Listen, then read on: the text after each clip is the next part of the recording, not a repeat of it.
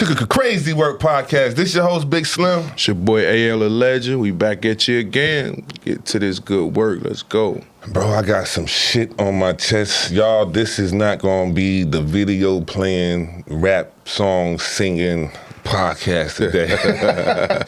This is real man real talk. Politics, yeah, y'all. This is real man talk, man. I want to shout out Chanel Murphy and Jamie Harris from the last show. Yeah, shout first out. and foremost, because the transparency and the vulnerability is what amazing, bro. Yeah, it stood out to me. So, and that's what both of them, because Jamie spoke about how the military dealt with depression and PTSD, things that people don't know. You know what I'm saying? And of course, Chanel's story growing up. So, I want to get vulnerable myself personally on today's episode and kind of address the fact, not even the fact, but address breaking the chains or generational curses. You know what I'm saying? Mm-hmm. My father's sins, basically.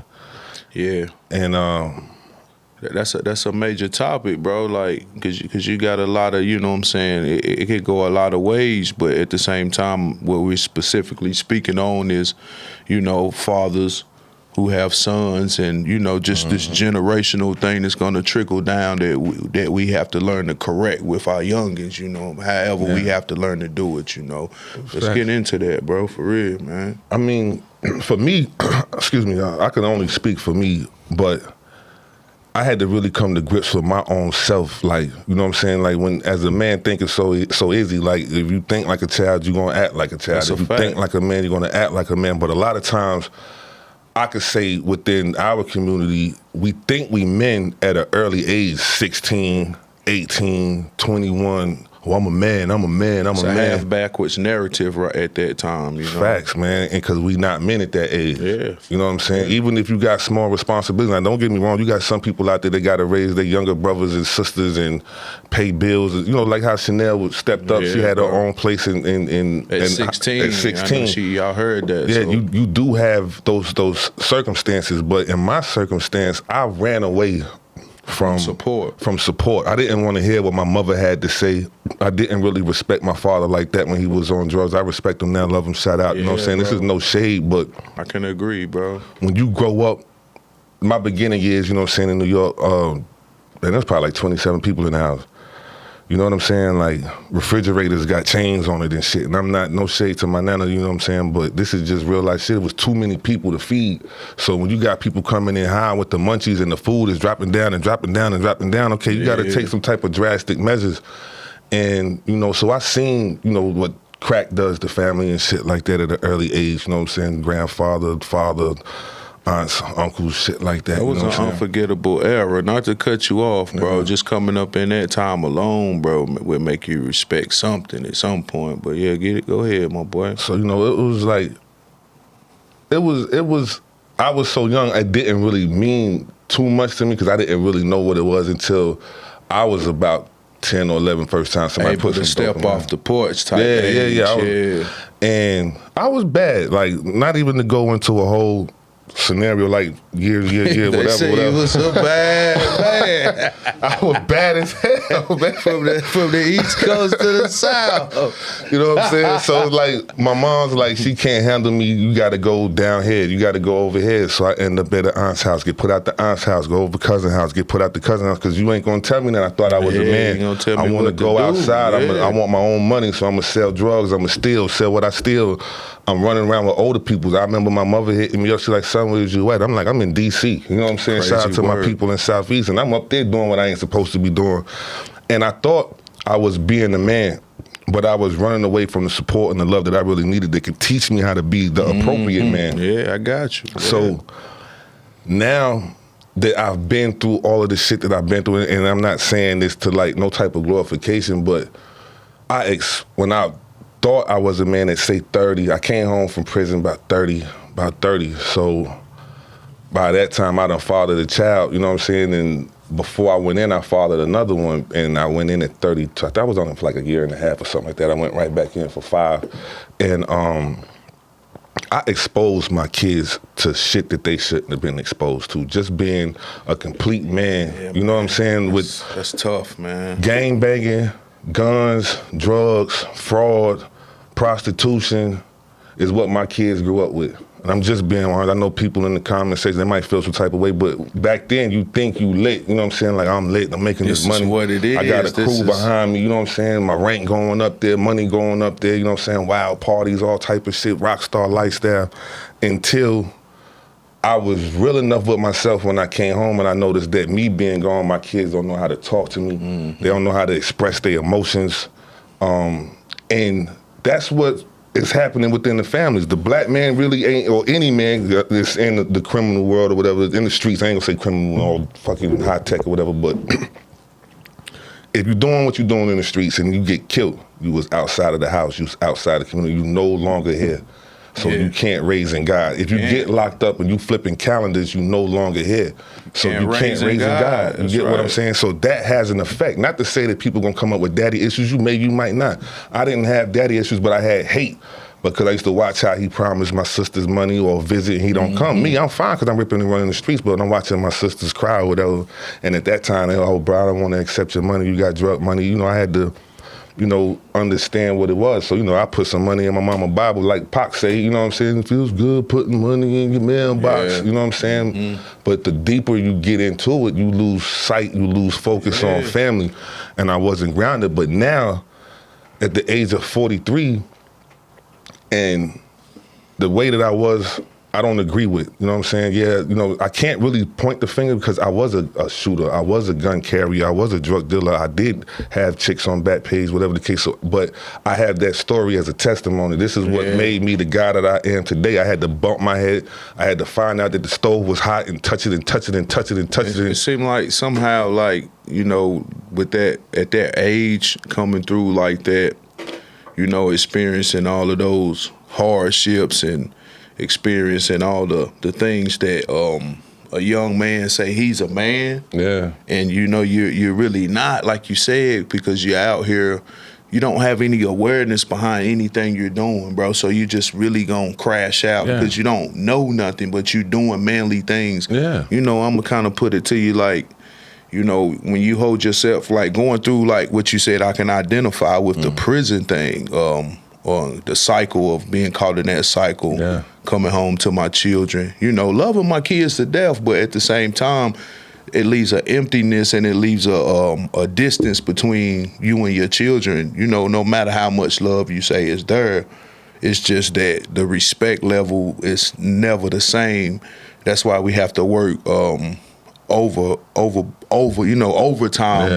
to gain that, you know, and we may feel like we're doing that through the course, but at some point, bro, it's like, I don't think enough, I don't know how much enough is to guide the children back to the point where like, damn, dad done took me through this, he's been gone, why do I have to listen to him? Dad done did this shit, what, you know, like we even hear grown men saying, y'all niggas, I guess my time now, and shit like that, you know what I'm saying? Like, bro, it's just like, when it comes to that, bro, it's not really, it's something we have to work on and together as fathers, bro, because one man, like, speaking for himself on that, like, when I see my kids do certain things I used to do, and it bothers me because, like I said, I didn't really hold myself accountable for what I was doing because I didn't know no better like that, bro. At this age, you know what I'm saying, I knew better at certain things, but it didn't really register until I was put in a situation where I needed that support that I wasn't getting. I thought I was getting it from the streets. Then when it's time to be put in a situation like going to prison or, you know, going at enemies or whatever ops as they would call it, you know, shootouts and things of that nature, bro, like you really realize who your true people are, bro.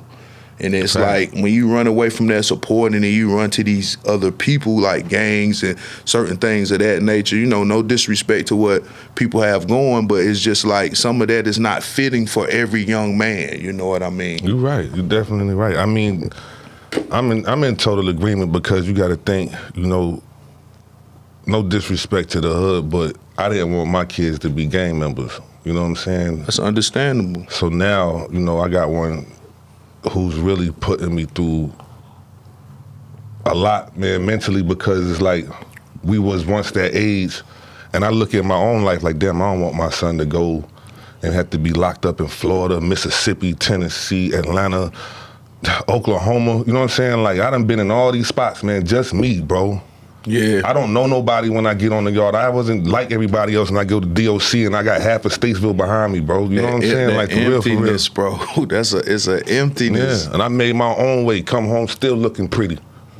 But that's not to be glorified, but my kids look at it like, damn, Dad was a G, Dad gangster, you know what I'm saying? I want to be like, Dad, let me join the gang, I want to do this. And it's what I showed them, and that's my fault, because I thought I was living the right way, but I wasn't. So like I said, you know, the older a man gets, you start seeing error in your own ways. Your mind is open up. You got more foresight. You got more self-awareness, you know what I'm saying? And you got more realism with yourself, you know what I'm saying? Man, because it's like, I don't know if it's for everybody else, but I know for me, it's like I just woke up and started thinking different. Now, I don't really want people around me if I got to lie to you to kick it. Yeah, that's a fact, bro. If I got to condoning your bullshit, you know what I'm saying? Like, bro, you drinking too much and I got to fight you for that. Or, bro, I don't, you know what I'm saying? Bro, we got some hoes over here, bro. I'm straight, you know, I got an old lady, I'm good, you know what I'm saying? Or you get mad if I'm like, I don't want to drink.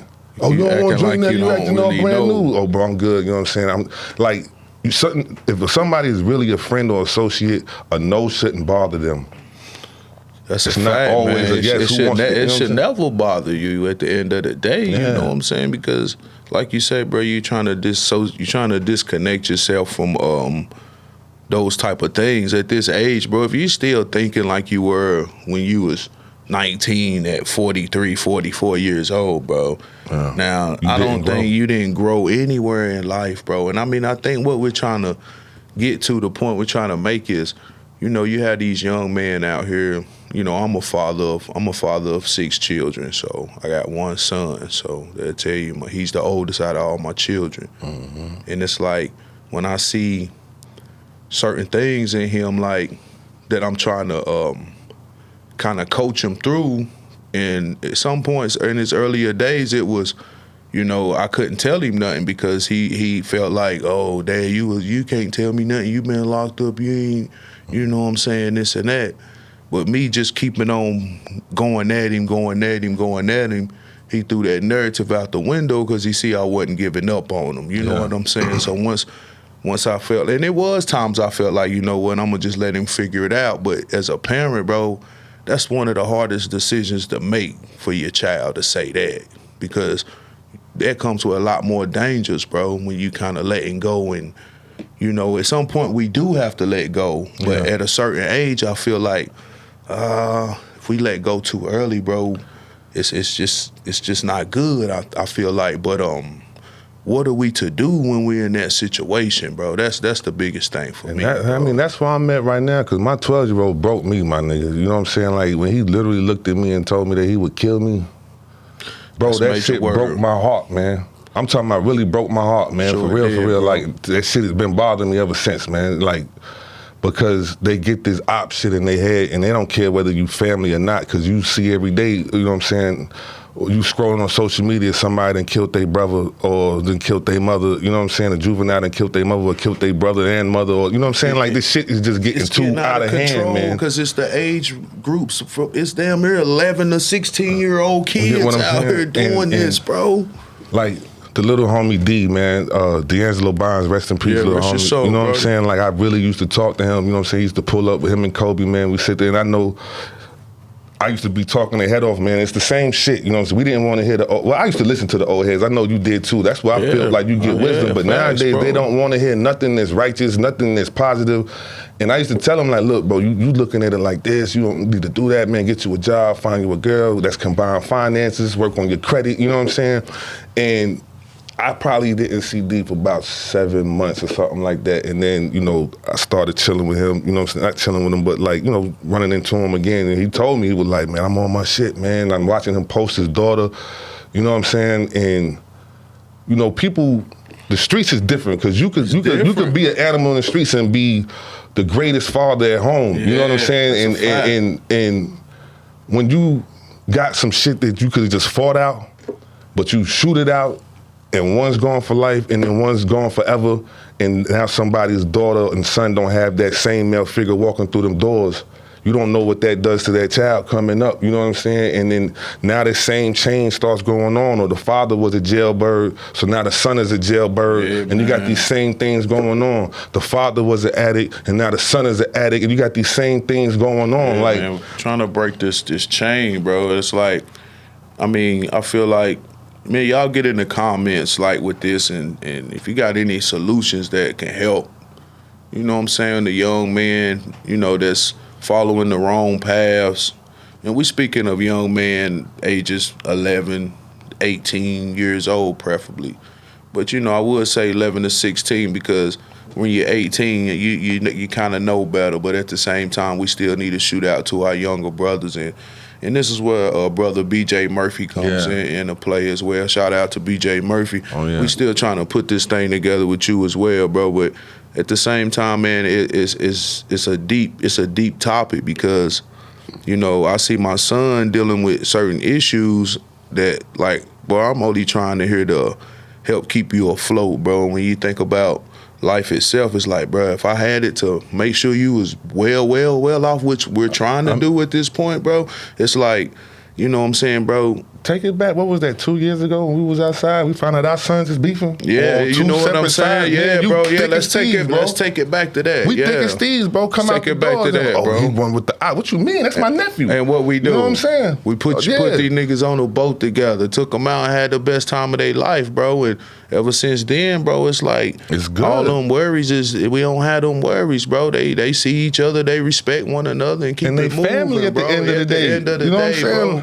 We need more of that, like not with just our sons, with everybody's sons, bro. We need to get this beef thing to a minimum with y'all young fellas out here, because at the end of the day, bro, y'all really out here beefing over minimal things, bro. That's gonna send you, get you an L, bro. When somebody you get that stole elbow, a gun, bro, it's like, damn, was it really worth that, bro? Come on now. And see, the thing is, like, you notice most of these young kids, they shoot first. They can't even fucking fight, man. Can't fight, bro. And what they don't even know the first thing to fight. Listen, when you get in that cell, bro, and that door shut, you got to. You know what I'm saying? That door shut, nigga run up in you take a shower, you thinking everything, you walking around with your shower shoes, nigga slide right in there. Boy, you think I wasn't gonna get you? Bro, it's too much for these young dudes. It's too much for them to think how to fight when it's time when shit go down. But to pull out a gun is the easiest thing to do, but when it comes to that, they don't have that thinking, that skill. It's a skill. Let's be honest about that. So now you're gonna have a penitentiary full of young dudes that probably don't even have kids. Where's your legacy? Yeah, where's your legacy? Where's your last name at? Because I know for me, just really speaking on me, that's a fact. 2 sons with the last name Parker. My father, you know what I'm saying, has health issues. Most women name their kids after their father, you know what I'm saying? So the Parker bloodline is at a very, very, very low number right now. See what I'm saying, bro? Like, that's all I keep thinking with old age. Like, I've never been a person that wanted to have life insurance or thought about life insurance until, like, literally 2 years ago. Now I'm like, well, damn, my son's got 119, 112. I need to get some life insurance. Something happened to me. They need to be able to bury me and still have some money. Responsible one, you got to teach that responsibility with that. Yeah, so it's like it's like the more I push for positive, the more negative shit I'm getting, man, bro. And I know that ain't nothing but the devil, man. You know what I'm saying? If I could just stay consistent, stay humble, and stay focused, I know I'm going to get the due justice that I deserve, you know what I'm saying? But I also got to be real with myself, because I've done a lot of foul shit in my life that where karma is always going to come back. Karma, that's what you know feel. What I'm saying? You like, yo, real, this got to be my karma for all the dumb shit I done in the past that I'm living through with my children. You know what I'm saying? Like, bro, I feel you, because you know how much I've dealt with my children, bro. Fact. Like, having to put myself on the line, I almost crash out for certain situations, bro. And then just happen to sit back and think like, damn, bro, if me crashing out for them and they still continue to do the same thing, is it worth me going all the way to the limb? Maybe they need to learn this experience and this ride that they put themselves on.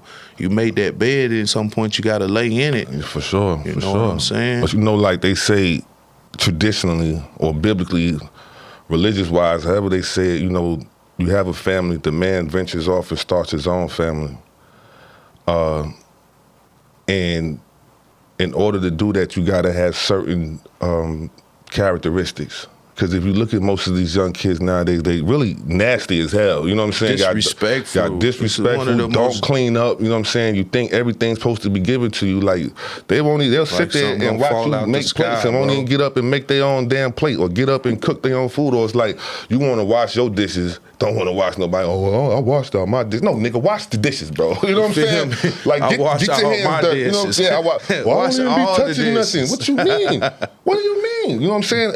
I don't know what it is. Like just laying in the couch. Use that dish right there. Laying on the couch. Got shit to do with it. Laying on the bed. You know, I can only imagine how many books I've read. You know what I'm saying? Just because I know I didn't get a chance to finish school, so I self-educated myself when I was locked up. I had my phases where I read nothing but urban books, but I got tired of somebody robbing the McDonald's for $3,700 million, and they got 399 kilos, and they didn't kill the whole entire city, never went to jail. So I was like, man, I don't want to read that no more. Shit make you want to get out and touch somebody. Yeah, more mental and more religious books, and then I had my phase where I was reading nothing but financial books. That's a fact. You know what I'm saying? But even the people that know me on the yard know I stayed to myself. I'm with the shit, but I stayed to myself. I'm getting my bag, and I'm gonna educate myself, man, for real. But it made me want more. It's just that when I came home, I always ended up with the same people, same places, doing the same shit. I learned that from rehab. What was your turning point, though, bro? Like when you at the last, I mean, you know, the last, I don't know, whatever stint it was that you done, that you got out from, was a turning point. You know. I got out on my son's birthday, June 28th. So tomorrow will be my 3-year anniversary from being home. Bro. Blessings. My turnaround was when I came home, and you know, I was blessed. You know, you, Jamie, I had y'all. You know what I'm saying, in my corner. You know, Jamie helped me. You know what I'm saying, let me get a little spot, you know what I'm saying? And that was like my introduction to certain things. But you know how hard I was working. I had no shade or nothing. I was dealing with somebody that, you know, wasn't going through a lot, but you was persevering, my boy. So, you know, we cooking, you know, not even gonna hold, you know, might pour some drinks or whatever, and, you know, going to work with you, you know what I'm saying? And then when I found out that my oldest son was out here thugging, and it was like, man, listen, ain't nobody gonna touch my son. I'm gonna get a whole lot active. Yeah, that's facts, bro. But I had to have a conversation with him, because I seen myself, I'm buying hella shit, you know what I'm saying? You already know that. And I'm like, look, son, you got to be 18, I got to be 40. I done lived my life. Yeah. You know what I'm saying? I done gave you, and I told him, I think in front of you, I said, I'm trying to give you my 41 years of life in 2 months when he was staying with me. Like, I'm on his ass. Like, look, son, get the fuck up. What is you doing? I shouldn't come home from work and you in the bed. You know what I'm saying? Like, pushing him, bro. So it's like, but he paid off. It paid off, but when I started seeing how I was about to transform back into that demon, it's like, hold on, let me step back. And then when I finally started doing honest living shit, when I'm depending on my check every Friday, then I got to do something. I got to sell some plates to make some extra money. You know what I'm saying? So it's like I started respecting the work and shit. Then I started thinking like guys like, man, shout out to Byron Millsaps and Joe Rooker. You know what I'm saying? Like people that we went to school with that make an honest living, bro. Yeah, that make an honest living. They got the same shit the dope boys got. That's right, bro, or more. But better credit. You know what I mean? You know what I'm saying? But better credit. They got the same shit the dope boys got, man. Bro. And it's like, you don't got to worry about looking over your shoulder. So now it's like, okay, And then when you came up with the idea of the podcast, bro, like, bro, we need to start a podcast, and then just talking to some of our peers, like, man, y'all need to do that for real. I'm like, okay. And you start seeing certain things. It's like, man, this lifestyle ain't for me. That's right. It was for me to get me to this point mentally, but that's only so I could share my story to help somebody else out, or I could teach my kids, my nephews, or something like that. You know what I'm saying? Like, look, I done been down this road. This ain't the road you want to travel. You know what I'm saying? Of course. But it hurts me on the inside. I think it made me more emotional. I ain't even gonna hold you. Like, you know what I'm saying? Because it's like I'm looking at shit, but I'm faulting myself first. Like, damn. It's crazy. This is a product of my making.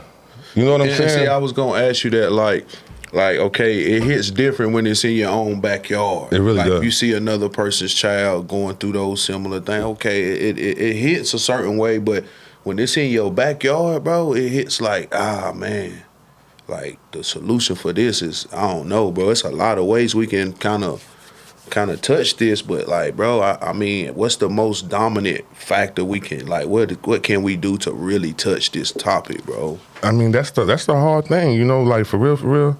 Do you give up? Excuse me, not saying give up, but do you fall back?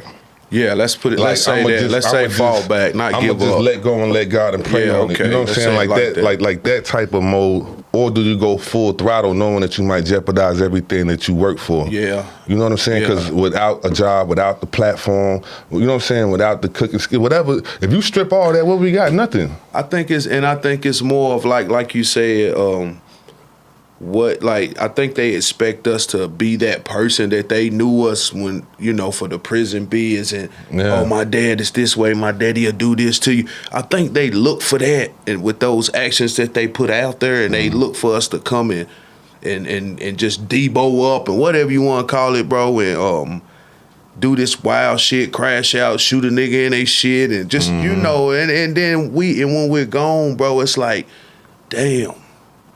Dad did this for me, but what is that gonna? You in a box and they still doing the same shit. Yeah, bro. But what is that gonna change though? Nothing, bro. Because I'm gone. God. Yeah, bro. I'm crashing out over you and your actions when I've lived my life and been through this same thing that you're taking me through right now. That's the most disturbing part for me, bro. My kids know I'll die for this situation, but is it all worth it though? That's the biggest thing for me, bro. It is worth me doing that for my child, bro. But enough is enough, man. So I feel like, parents, period, need to have some type of self-awareness and be like, okay, I could be a better father, I could be a better mother. What is it that you didn't do? If it's to the point where you got to snatch your kid's phone, go through his social media or her social media, you're not going to know. Kids are so sneaky right now and they don't talk. If you ask them how their day is going, it's, all right, how you feeling? Good. You want something to eat? Nah. Go in the room, shut the door, lock the door. You don't know what the hell is going on. And then you got kids in social media, you can hit so many people. You don't know what your kids is doing on social media. You know what I'm saying? If they threatening people, dropping drill disc records, if they gang banging, whatever the case may be, you got to stay on these kids nowadays. And so the parents that know what their kids doing and they condone and shit, you just as bad. Let's be real. And that's why I say so many people would rather be lied to, you know what I'm saying, to feel comfortable, and that's not what I'm on. I can see why the older people just say whatever they want to say with no regards. You know what I'm saying, get lying, get out my face, shut the door. You know what I'm saying? You got these parents that do condone, you tell them, oh, your child is all that. My child ain't. They just don't believe to think that your child would do certain things when, it's right in your face clearly. Come on, man. It's just a lot going on right now with these situations, bro. It really is, man. But it's a hard topic, man. It is. It's a really hard topic to me, bro. I would really appreciate for the audience to, share your thoughts in the comment section. You know what I'm saying? Even bring up some things, man. We could talk about it next week. You know what I'm saying? For real. But the offer is there for audience engagement. Yeah, man, it's like, man, with this thing with me, bro, I think I focus more on communication with my kids now, trying to keep that open line of communication open and taking it into not saying, oh, you don't call your daddy or nothing. I take initiative to call you. Oh, yeah, fact. That way there's no excuse being made, If you don't want to pick up the phone, that's cool. But at the same time, Pops called. I try to keep that communication going with each and every one of my kids. So that way I feel like if they feel like Pops is communicating with me, then they going to reciprocate, bro. Yeah. If you wait on them to call you, bro, you're not going to get that, bro. Oh, yeah, for sure. You know what I'm saying? But sometimes people run away from the support, and then when they don't have it, they feel like they ain't got nobody. But the support was there the whole time. That's a fact, bro. My mother was in my corner the whole time telling me real people, you know what I'm saying? She was telling me real things because my mom's done been through some things in her life, and she got that foresight and that wisdom, and I ran from it. And I'm like, damn, if I would have just listened, I probably would have never been in prison, probably would have had a flourishing business or something like that. Did she tell you that now? At this age when y'all talk, bro. She tells me I make her proud now, and that's all I want to do. Beautiful. You know what I'm saying? That's beautiful, bro. Really, that's all I wanted was because I know I caused her a lot of stress. You know what I'm saying? Not knowing if I'm gonna come home. My mom say the same thing, bro. The joy I feel when I see the smile when it's like she still like, look, son, I'm still lucky to have you, because all the time that I took you through things, my mom used to tell me, I don't think you gonna make it, boy. Yeah. Like, for real. You gotta think, mothers She would love say their sons, that, bro, man. and it would hurt her deeply, bro. Mm-hmm. Like, I'm like, Mom, don't say that, you know, I'm gonna be good, because Yeah. I had that, I'm gonna be all right. Well, they get to talking in that tone. I don't want to get that phone Nigga, call, house son. getting shot up and shit and all that, you know what I'm saying? I took her through some rough, tough times, y'all, man, and I hate it. I regret that at this point, man. For real, Yeah, bro. man. Like, Yo, y'all young YNs out there, man, respect your moms and your pops, bro. Even your dad might be a piece of whatever, you know what I'm saying? But still that try to level of respect them, yeah. bro, like the best way you can. But like, so everybody ain't the same, but my advice would be, yo, young nigga, go out here and try to get you an education, bro. Don't try to be the biggest thug in the street. That shit played out now, bro. Go really get you a is. bag and educate yourself and take care of your family. Find you a nice chick on the same vibe you on, and just duck off, man, and live your life, bro. Because this shit y'all got going, this ain't it, bro. This ain't it. When you get older, you want to have your own place decked out how you want it, man. Where you could sip lemonade and what they call it, poach setting. You feel me? You know what I'm saying? Got a nice little sexy something in the house, man. Walking around with that thong You know on. what I'm saying? Something nice to look at. Got a nice view in you the know what I'm crib. saying? You know, bro, don't go do 10, 15 years, come home thinking you gonna get all that, bro. I was tired For of being real, around come guys, on, bro. bro. You locked up all your life around a bunch of third legs, For man. the Anybody got past time for that 15, shit, 20, man? 30, even if you ever get out, bro, you got to consider that. The things y'all doing, bro, come on. You know what? It's so crazy, right? Not to cut you off, but I used to, for some odd reason, attract lifers, bro. When I was locked up, I was always around some lifers, man. You learn a lot, but them be the most humblest dudes on the yard. Like, it be the cats with the 20s and the 30 running around causing all the think ruckus. he going home next week, Yeah, bro. I'm talking about real you. calm, but I watched and talked to so many of them. There was one guy, he was an Indian born in Pakistan, and Muslim brother, man. We used to walk the yard, and I used to be like, man, why you always take, bread and stuff? He was like, man, just to feed the ants. He used to feed ants, bro. That's how humble he was. But he was telling me his story, and I don't want to get into details, you know what I'm saying, because brother might be fighting this case or something like that. Everybody's trying to get home, but he committed a crime, got locked up, been locked up since 1978. And when I met him, it was 2016. So just imagine how old he is. And he told me, he was like, man, I don't have the same mind frame from 1978. I was an Indian from Pakistan over there. I was getting bullied. I was getting picked on, and I snapped. Okay, now cool. Now you get locked up, and it's every time you come up for parole, the family's saying, oh, he's still a menace, he's still a menace. It don't take natural life for somebody to learn their mistakes. That's a fact. But that's what America is gonna give you, because if you pay attention, America is the only continent that has a natural life sentence. Anywhere else, life sentence is 20 years. Yeah. But America, you will die in there, man. It's gonna say X's on your release date, or 99999, depending on where you at. But you know, get that 999, young nigga. I'm telling you. Yeah, because when you got the time and it's already locked in, and you sitting behind that, and you might have 10 girls. They not gonna be there, man. Dead. 2 gonna leave a year. They might leave instantly. And see, that's what the logic in it. You get into it about a girl. Shoot one dies, one goes to jail. She got a boyfriend while you in the back of the car. She calls him, I can't believe that. I need you to hold me, cuddle with me. She that same day. calling that one dude off the rip. Like, Bro, it's not happening, man. The only thing you could ask for once you make that fuck up, man, is some letters, a couple dollars if somebody choose to do it, and some pictures, man. But it's gonna fall off, man. And that's when you're gonna start thinking them 9x9 cells is gonna start talking in your head. Now it's like, damn, I wish I would've, I wish I could've. It's a Chinese proverb, I can't say it enough. True wisdom is before the fact, not after. You know what I'm saying? Yeah, that's a fact. And if you want me to clarify, that means when you do something and you not thinking, and you wake up in the county jail in black and white stripes, and you're like, damn, I shouldn't have took that last drink. Bro wisdom. told me You to don't go have ahead and truth. yeah, think about the consequences and the true repercussions wisdom. before it happens. Man. You know what I'm saying? Like, you gotta rationalize your options, and that's what I do now. Like, damn, bro want me to come over there. Not saying you, but you know, one of the homies, I ain't going over there. That area over there hot. I ain't got time. They ain't talking about shit. I ain't even going. Yeah, you know what I'm saying? Because I already know what's gonna happen. You know what I'm saying? Make better decision making. That's the biggest thing, bro. Just to give yourself at least 5 seconds to think about a rational decision, bro, before you make a decision. You know, we gotta always shout out Jharris Investments, man. Sure. Sponsor for today's episode, Jharris Investments. Safe, secure, and affordable housing, building up the community one house at a time. Let's go. For sure, for sure. I just want to ask y'all this question before we get off, though. Breaking generational curses. If y'all could leave y'all comment, what do you think as a community we could start doing? And hopefully people will reach out if you have a business or you got, you know, just a couple funds and you want to contribute or whatever, whether it's we start bringing in Kimbrough Park or Harris Park and we start doing things like y'all come out or whatever, you know what I'm saying? And let's just try to do some things different, man. And hopefully we can have these events without any bloodshed. You dig what I'm saying? Yeah, man. We need the unity in the community going on, fellas and ladies and gentlemen. Because United States ain't united. Yeah, that's a fact. That's a fact. Word. You know what I'm saying? This ought to be called the Ratchet States of America, for real, man. But happy Friday, y'all. Yeah, happy Friday. Y'all keep striving out there You know what I'm for saying? greatness, you know. Happy Friday, man. I got to put that smile on. Ain't nothing but the devil.